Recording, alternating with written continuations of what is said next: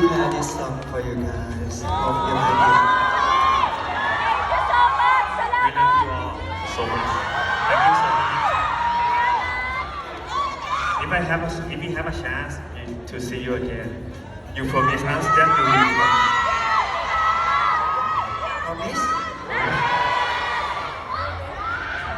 Kabalik pala.